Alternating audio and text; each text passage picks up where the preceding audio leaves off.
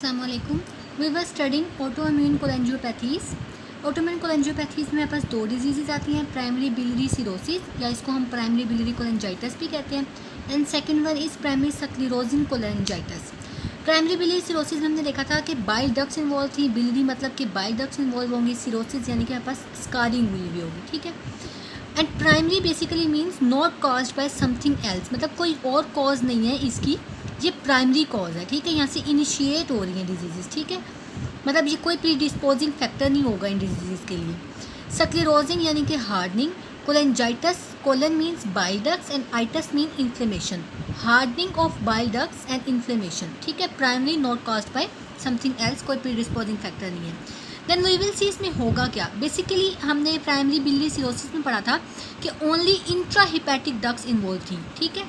जो आपकी लीवर के अंदर की डक्ट्स थी. ठीक है. एक्स्ट्रा हिपैटिक इन्वॉल्व नहीं थी. और इंट्रा हिपैटिक में भी हमने पढ़ा था कि small and medium sized ducts are involve, not large ducts. ठीक है. प्राइमरी बिलियरी सिरोसिस कभी भी लार्ज इंट्रा हिपैटिक डक्ट्स में नहीं होगी, ये बात याद रखनी है, एमसीक्यू में पूछते हैं. फिर इसमें हमारे पास क्या है, इसमें बोथ इन्वॉल्व है, intra hepatic and extra hepatic. Intra hepatic में large and small both, medium size इसमें नहीं है. Basically large intrahepatic, small intrahepatic and extra hepatic bile ducts are involved in primary sclerosis cholangitis.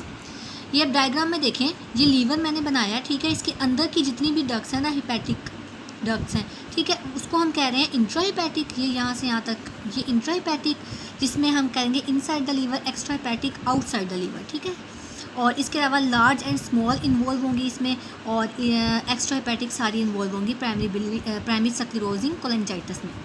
फिर हमने एक बात और देखनी है, इसके इंट्रोडक्शन. बेसिकली ये इंट्रोडक्शन था सारा कि अल्सरेटिव कोलाइटिस के साथ को एग्जिस्ट करेगा. ये आगे हम सारी डिटेल पढ़ते हैं कि किस तरीके से अल्सरेटिव कोलाइटिस के साथ ये को एग्जिस्ट करेगा.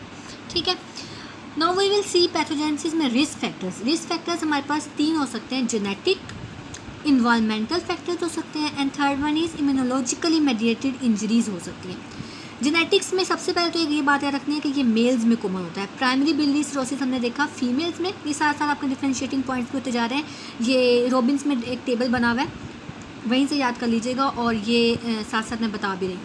जेनेटिक्स में बेसिकली हमारे पास मेल्स में होता है ये मोस्टली, और HLA जीन्स इन्वॉल्व होती हैं. HLA का कौन से पोर्शन, HLA-B8 एंड HLA-DR3. HLA जीन्स इन्वॉल्वमेंट की वजह से ये चीज़ शो होती है कि इम्यून मेडिएटेड है. ठीक है. इम्यूनोलॉजिकली कोई ना कोई कॉज होगी जिस वजह से HLA जीन्स इन्वॉल्व है, HLA इन्वॉल्व है. HLA stands for human leukocyte antigen. ठीक है. जो इम्यूनोलॉजी में हमारे पास यूज़ होता है. बस इस लेवल पे HLA वाली बात जो है ना, इतनी ही पता होनी चाहिए कि primary sclerosis cholangitis is associated with HLA-B8 and DR3. ये दोनों जो है ना एमसीक्यू में पूछ सकते हैं, HLA-B8 एंड HLA-DR3. अच्छा, इम्यूनोलॉजिकली है थर्ड पॉइंट हमारे पास. इम्यूनोलॉजिकली में एक बात तो ये याद रखनी है कि हमारे पास जो गट मेमोरी टी सेल्स बने थे ना अल्सरेटिव कोलाइटिस में, अल्सरेटिव कोलाइटिस में आपको याद होगा इम्यून मेडिएटेड में हमने दो चीज़ें देखनी है, T cells homing to the bile duct. ठीक है. अब अल्सरेटिव कोलाइटिस की ये पैथोजेनेसिस अगर देखें, ये मैंने अल्सरेटिव कोलाइटिस वाली वीडियो में बताया हुआ है कि ये टी सेल्स इसमें बेसिकली जो है ना वो एक्टिवेट हो रहे होते हैं हमारे पास. ठीक है.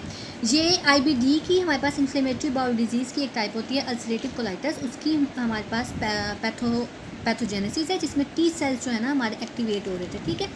अब ये टी सेल्स जब एक्टिवेट हुए हैं तो ये हमारे पास हमारी गट में. ठीक है.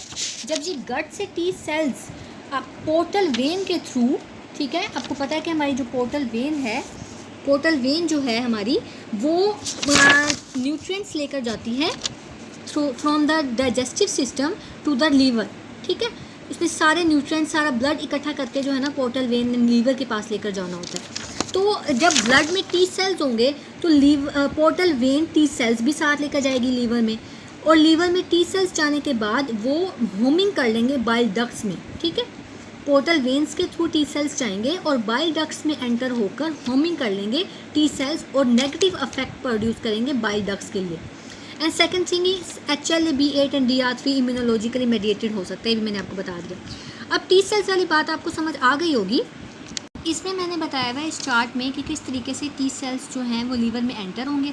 अल्सरेटिव कोलाइटिस में मैंने आपको डायग्राम दिखा दी कि टी सेल्स बनते हैं हमारे पास जो कि हमारे डाइजेस्टिव सिस्टम में होंगे, और वहाँ से टी सेल्स जो हैं through the portal vein migrate करेंगे टू द बाइल डक्ट. ठीक है, बाइल डक्ट में एंटर हो जाएंगे and causes the injury to the bile duct. Bile duct के सेल्स को हम बेसिकली कोलेंजियोसाइट्स कह रहे होते हैं, कोलेंजियोसाइट्स की इंजरी करवा देंगे टी सेल्स, ठीक है। अब ये पूरा आपको समझ आ गया कि इम्यून मेडिएटेड किस तरीके से अल्सरेटिव कोलाइटिस में हो सकता है, ठीक है। बेसिकली आईबीडी में ulcerative colitis is the type of IBD.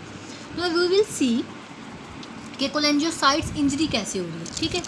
कोलेंजियोसाइट्स basically हमारे पास सेल्स हैं बाइल डक्ट के, ठीक है। अब होगा क्या कि जब भी हमारे पास कोई टी सेल्स वगैरह आए हैं, हमने पढ़ लिया था कि टी सेल्स किस तरीके से कोलेंजियोसाइट्स की इंजरी करवा देंगे हमारे पास, ठीक है। इम्यून मेडिएटेड भी पढ़ लिया हमने कि टी सेल्स की वजह से हो सकता है, कोई इन्वायरमेंटल फैक्टर्स और जेनेटिक्स वगैरह, तीनों रिस्क फैक्टर्स हमने देख लिए थे। कोलेंजियोसाइट्स अब आपके इंजर हो गए हैं, ठीक है। जो बाइल डक्ट्स के सेल्स थे कोलेंजियोसाइट्स वो इंजर हो गए हैं। अब जब भी कोई इंजरी होगी तो जाहिर बात है जो हमारा इम्यून सिस्टम है वो डिफरेंट फैक्टर्स रिलीज़ करेगा। आपको पता है कि प्रो इन्फ्लेमेटरी मेडिएटर्स रिलीज़ होते हैं हमारे पास इन्फ्लेमेशन में, प्रो इन्फ्लेमेटरी मेडिएटर्स रिलीज़ होंगे एंड फाइब्रोजेनिक मेडिएटर्स भी रिलीज़ होंगे। प्रो इन्फ्लेमेटरी मेडिएटर्स में कौन कौन से सेल्स बेसिकली हमारे पास इन्वॉल्व हो रहे होंगे? Kupffer cells, neutrophils, lymphocytes, endothelial cells and dendritic cells. ये सारे इन्फ्लेमेटरी सेल्स जो है हमारे पास मेडिएटर्स रिलीज़ करेंगे जो कि फर्दर जाके फिर हमारे पास इन्फ्लेमेशन कॉज करवाएंगे। एंड फाइब्रोजेनिक मेडिएटर्स जो है हमारे पास फाइब्रोब्लास्ट, पोर्टल फाइब्रोब्लास्ट से रिलीज़ होंगे, ठीक है। कुछ फाइब्रोजेनिक मेडिएटर्स रिलीज़ होंगे और इस कहाँ से? फाइब्रोब्लास्ट से या मायोफाइब्रोब्लास्ट से, ठीक है। ये दोनों सेल्स बेसिकली इन्वॉल्व होते हैं हमारे पास फाइब्रोजेनिक मेडिएटर्स रिलीज़ करने के लिए।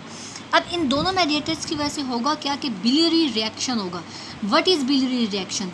डक्ट डैमेज होना शुरू हो जाएगी आपकी, ठीक है। बाइल डक्ट जो है वो डैमेज होना शुरू हो जाएगी, ठीक है।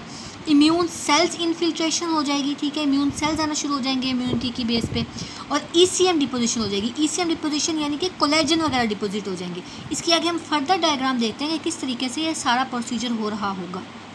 अच्छा, एक चीज़ मैं आपको बताना भूल गई थी कि टी सेल्स तो एक्टिवेट हो ही रहे हैं इम्यूनिटी में, इसके अलावा हमारे पास कुछ एंटीबॉडीज़ भी बनेंगी इस केस में, ठीक है। ये भी एक रिस्क फैक्टर में हमारे पास आ जाता है कि peri nuclear anti neutrophilic cytoplasmic antibodies बनेंगी।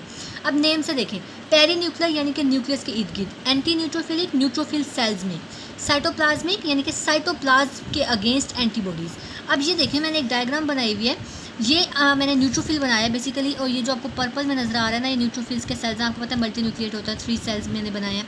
अब है क्या? ये न्यूट्रोफिल है, पेरी न्यूक्लियर, न्यूक्लियस के इर्द गिर्द ये न्यूक्लियस था। ये ब्लैक में जो है ना बेसिकली मैंने ना बताया आपको किस तरीके से एंटीबॉडी एक्शन परफॉर्म करेंगे।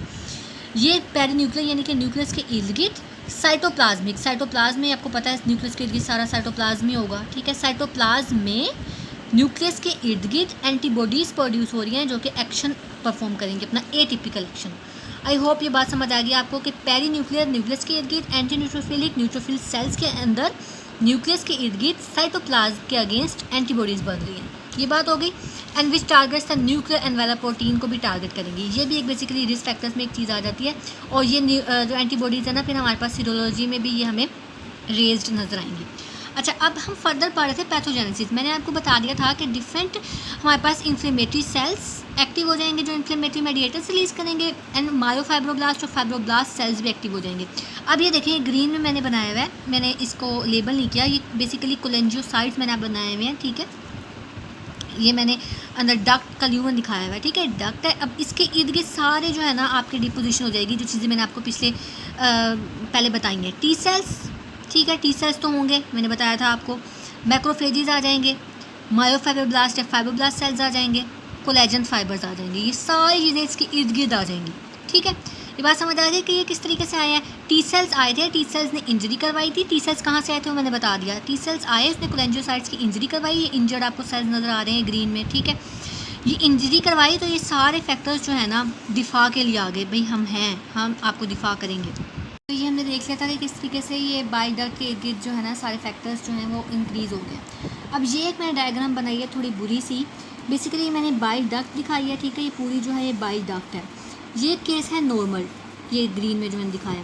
कोई भी अगर इंजरी हुई है टी सेल्स की वजह से या किसी भी वजह से, इंजरी होने की वजह से कोलेंजियोसाइट्स में जब इंजरी होगी तो क्या होगा, मैंने बताया था कि सबसे पहले क्या होगा, आपके पास इन्फ्लेमेशन स्टार्ट हो जाएगी, इन्फ्लेमेटरी फैक्टर्स आ जाएंगे। फाइब्रोब्लास्ट, न्यूट्रोफिल्स, लिम्फोसाइट्स, मैक्रोफेजेस वगैरह ये सारे आपके पास आ गए यहाँ ल्यूमन के बाहर, जो बाइल डक्ट के इर्द गिर्द बाहर एक्यूमुलेट हो जाएंगे सारे सेल्स। इन्फ्लेमेशन हुई, ठीक है। कोलेंजियोसाइट्स जो हैं वो एक्टिवेशन हो गई, कोलेंजियोसाइट्स एक्टिव हो गए और सारे जो है ना इर्द गिर्द बाहर आपके इन्फ्लेमेटरी प्रोडक्ट्स आ गए, macrophages, lymphocytes, neutrophils, fibroblast sales. ठीक है, डायग्रामेटिकली आप याद रखेंगे तो आपको याद रहेगा हमेशा। फिर उसके बाद क्या होगा, फर्दर एक और चीज़ मैंने आपको क्या बताई थी कि fibroblast cells and myofibroblast cells भी आ जाएंगे। अब मायोफाइब्रोब्लास्ट सेल्स का काम बेसिकली क्या होता है, कॉन्ट्रैक्शन इंक्रीज़ करवाना होता है ना, ये कॉन्ट्रैक्शन करवा देंगे। जब ये इर्द गिर्द आ जाएंगे ना ल्यूमन के, तो ये ल्यूमन की कॉन्ट्रैक्शन करवा देंगे, ऐसे इसको स्क्वीज़ कर देंगे। ठीक है, स्क्वीज़ हो जाएगा आपका ल्यूमन जो है, स्क्वीज़ हो जाएगा। ठीक है, अब ये देख रहे हो आप, ये स्क्वीज़ हुआ हुआ ल्यूमन मायोफाइब्रोब्लास्ट की वजह से, या और इसके अलावा ये जो ऑरेंज में मैंने दिखाया हुआ है ये कोलेजन फाइबर्स हैं, मैंने मेंशन नहीं किया, ये कोलेजन फाइबर्स हैं ऑरेंज में। मायोफाइब्रोब्लास्ट, फाइब्रोब्लास्ट एंड कोलेजन की वजह से जो है ना ये स्ट्रक्चर बन जाएगा है। ठीक है, स्ट्रक्चर मतलब स्क्वीजिंग हो गई है। ठीक है, ऑब्स्ट्रक्शन हो गई है बाइल डक्ट में। ठीक हो गया, यहाँ तक बात समझ आ गई। फिर फर्दर क्या होगा, फाइब्रोब्लास्ट सेल्स भी रहेंगे आपके पास और कोलेजन फाइबर्स जो है ना आपके पास ये इर्द गिर्द जो है ना बाइल डक्ट के एक लेयर बना देंगे। ठीक है, डिफरेंट लेयर्स बना देंगे जिसको हम कहते हैं अनियन स्किन अपीयरेंस। इसके आगे भी हम डायग्राम देखते हैं। अभी आप बस इतना समझें कि नॉर्मल सीन था, इंजरी हुई, इन्फ्लेमेशन हुई, फिर स्ट्रक्चर कैसे बना, फिर अनियन स्किन अपीयरेंस भी आ गई। ठीक है।